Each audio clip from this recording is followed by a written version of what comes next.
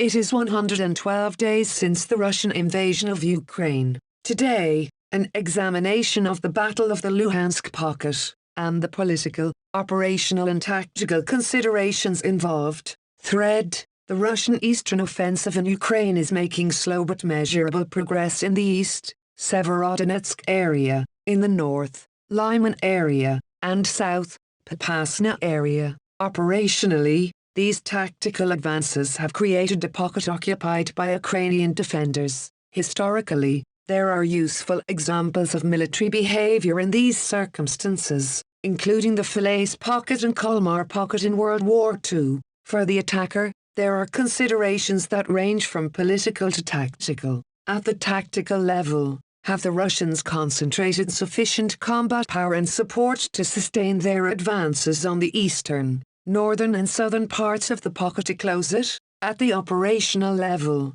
the Russians have to balance their forces between those fixing the Ukrainians in the pocket with those that will close the jaws of the pocket. Shaping this will be the primary operational goal: capture ground or destroy Ukrainian forces. Politically, the Russian focus is probably the seizure of terrain, with destruction of Ukrainian forces a supporting effort. Russian political statements about the war have been more about securing the Donbas. Winning this battle supports this strategic narrative.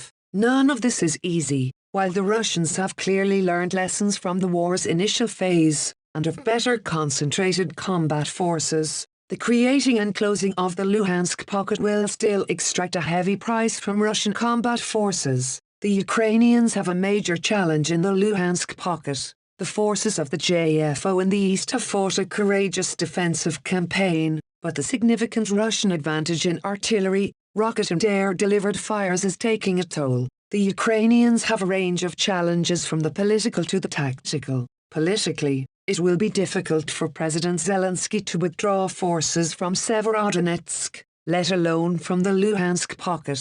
It represents the last part of Luhansk held by Ukraine. Strategically, the Ukrainian High Command will be thinking about what proportion of their forces can or should be committed to defending the Luhansk Pocket versus forces for holding ground around Kharkiv and those required to sustain their advances in Kherson. This will be compounded by the need for the Ukrainians to hold a strategic reserve of forces for unforeseen circumstances or some type of operational disaster on one of the key fronts. And can they also hold other forces in preparation for future counter-offensives? The allocation of Western aid will need prioritization at the strategic level.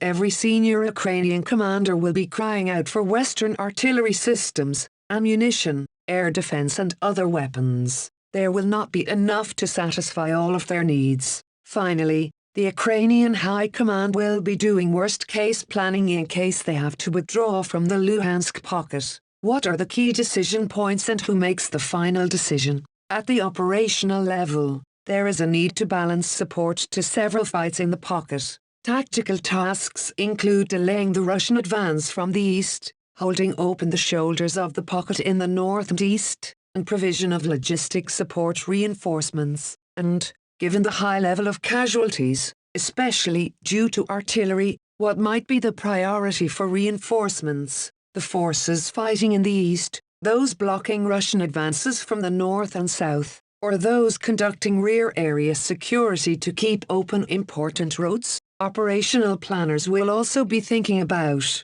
if the worst happens, how much of the Ukrainian force in the Luhansk Pocket can be saved. Can Ukraine afford another Mariupol-like siege in the Donbas where it loses thousands of combat and support troops? Tactical commanders, while focused on fighting for survival, will also need to understand some of the operational context I have described above. It will guide the level of risk they take, and how long they hold ground for. But the most important task for these tactical combat leaders right now is leadership and providing purpose to their soldiers. They are having to fight, tactically maneuver and survive in some of the worst combat conditions since World War II. The outcome of the Battle of the Luhansk Pocket is unlikely to determine the overall outcome of this war, but it is a demonstration that the Russians have learned from their earlier failures, and that the Ukrainians are now fighting a different war from that north of Kiev. Both sides are probably approaching operational exhaustion from casualties,